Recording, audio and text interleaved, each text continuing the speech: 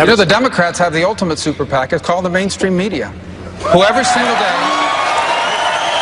and I'll tell you why. Last week, Hillary Clinton went before a committee. She admitted she had sent emails to her family saying, hey, this attack in Benghazi was caused by al-Qaeda-like elements. She spent over a week telling the families of those victims and the American people that it was because of a video. And yet the mainstream media is going around saying it was the greatest week in Hillary Clinton's campaign. It was the week she got exposed as a liar.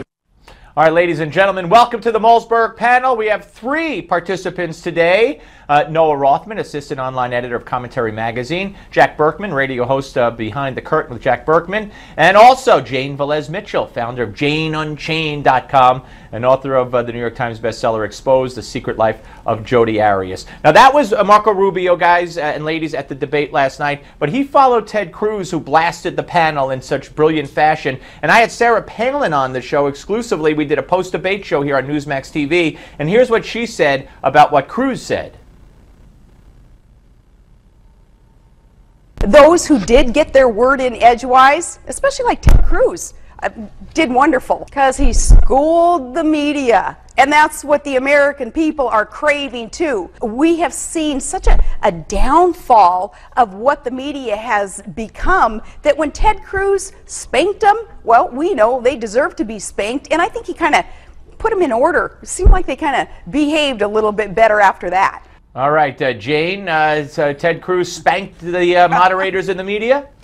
Well, he did, but I don't think they deserved a spanking. Don't shoot the messenger. And the fact is that some of these questions were justified. You have a right to ask Donald Trump if you're running a comic book candidacy when he uses terms like you're a loser and he refers to female candidates as look at that face. It is comic book thinking, Jane, and we have to challenge that. And let me just say this. He was trying not to be comic book last night, and guess what? He ended up being silent because he's a one-trick pony. All he knows how to do is lambaste, and when he doesn't, he falls. Of course, somebody like Becky Quick. Jack, hold on a second. Of course, he won. He won the online polls afterward. Jack, go ahead. I would say, so how about somebody like Becky Quick? I mean, she's advocating the thing about women earning less. I mean, she's not asking the question as a journalist. She came right out and said, our cause. What do you think of our cause? A journalist is not supposed to do that. And then you have Harwood. I mean, Christie hit it out of the park. Harwood's asking and answering his own questions. I thought Christie hit home runs all night. I thought that was his biggest home run. Well, the New York Times wants Christie this morning to drop out of the race, by the way. Noah, you want to weigh in on what we're talking about? And if you want to weigh in on the New York Times, feel free as well. Yeah, I think everybody's correct, and Jack had a really great point insofar as the moderators were asking questions that weren't designed to elicit a response so much as they were to get a statement out there. And that's just bad questioning. That's bad debate moderating. But the candidate we haven't mentioned yet who did the most attacking of the press and who set the tone, by the way, which isn't necessarily what the American people want, but is most certainly what Republican voters want, is Marco Rubio.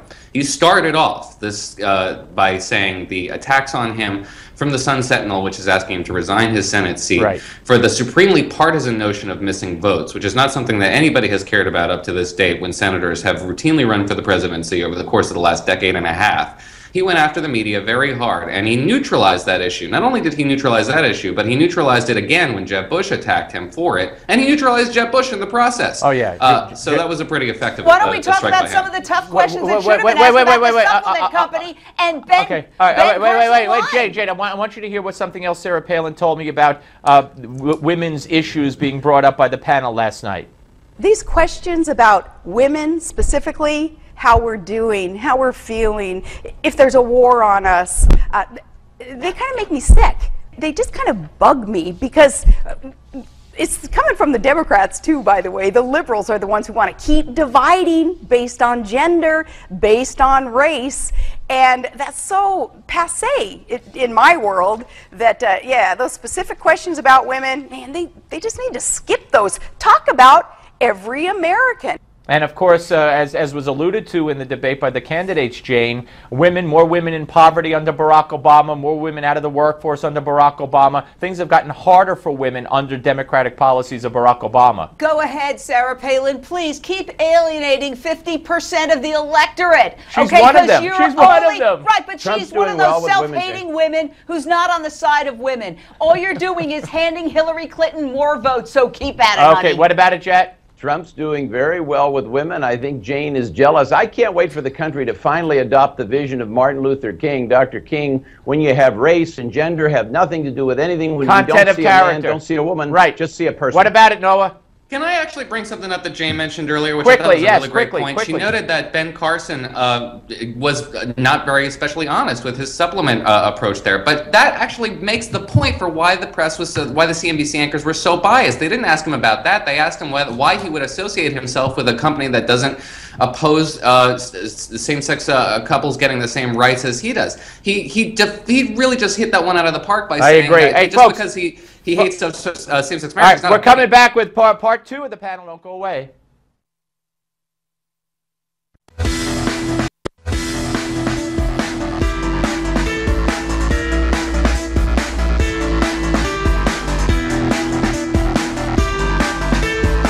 All right, welcome back, folks. We want to know who you think won the CNBC GOP debate. Was it Ben Carson, Donald Trump, Marco Rubio? Go to newsmaxpolls.com and cast your vote. That's newsmaxpolls.com. Do it now. Back with Noah Rothman, Jack Burkman, and Jane Velez-Mitchell. Ben Carson was with us earlier, Noah, and he said that he's organizing, he's reaching out to every candidate, and he wants to organize them so that they can demand changes for the debate formats going forward. Good idea? I think it's just too late for this. We already had a process that was the RNC, which did everything. So if you have a problem with what the RNC did, and you should, then you should take it up with the RNC. Look, CNBC was the only media organization that declined RNC pressure to partner with a conservative media outlet. Every other debate is partnering with a conservative media outlet. And every other debate has frankly had a lot less attempts to push an agenda out there and actually litigate some issues and find out what the candidates think. Yeah. One thing to remember, wait, Jack. neither Carson nor Trump said very much last night. And Steve, they don't have to because they're the two front runners. I think especially Trump. So now they're playing it. They're playing totally it safe, deflated their campaigns and that they didn't say strategically anything. they should play it safe. Well, I disagree with both of you that they didn't say anything. I think they said what they were asked, answered what they were asked, and said what they had to say. But I'm glad you brought up previous debates because Carson talked about those as well. When I asked him, he said this was the worst, but they learned. He said CNBC learned from the other two CNN and Fox News debates. And I want you to hear Bill O'Reilly yesterday discussing this on his show, the questioning of the candidates. Watch. The very first question tonight, the very first question, what's your greatest weakness? That set the tone for the rest of the evening. I like that question, though, but what I didn't like... not as the first question. No. Not as the first question. But look, you want to change it up, you want to mix it up, you want to get them off their rehearsed talking points, and that's a way to do it. So I'm not going to come down on them for that. Do you think, Noah, that O'Reilly is kind of defending the CNBC people here because he realizes the Fox people, in their own way, weren't much better?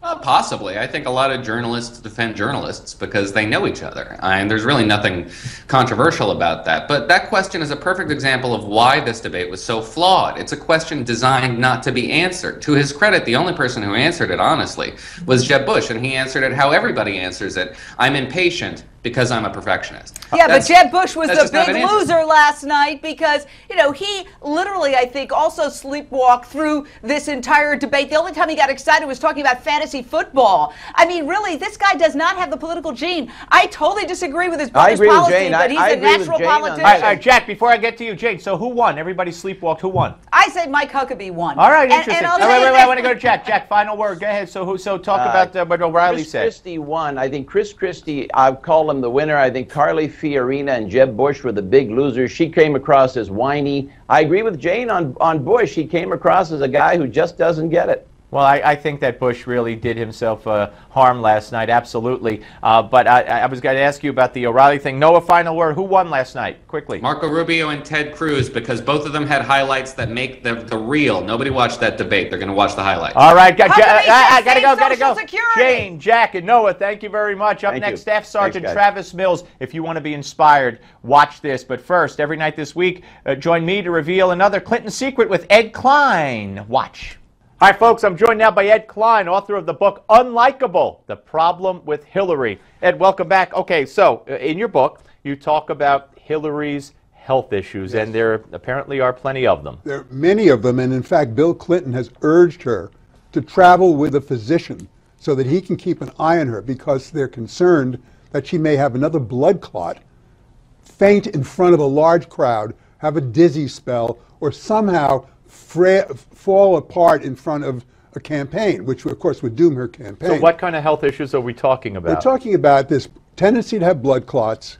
We're talking about blinding headaches that she complains about, dizziness, her hands tremble, hormonal problems, very serious problems that nobody has yet unearthed. Well, you know, her doctor, anybody could find a doctor to sign off and say, Yes, in general terms, she's in good health, and that's probably what she'll present if called upon by the opposing campaigns. Exactly, that's what she's already done, but in fact, it was a 3-page document. It really wasn't her complete medical history, which we need to see if she's going to be running for president. Just celebrated her 68th birthday this week, and I know that, of course, she had some stumbles and falls as Secretary of State, as you've alluded to. All right, Ed, thank you very much, folks. That is in the book, Unlikable, The Problem with Hillary. There are so many other facts that are in there. You need to pick that book up, and Ed will be back tomorrow for another Clinton secret from the book. Right now, we're coming back. Don't go away.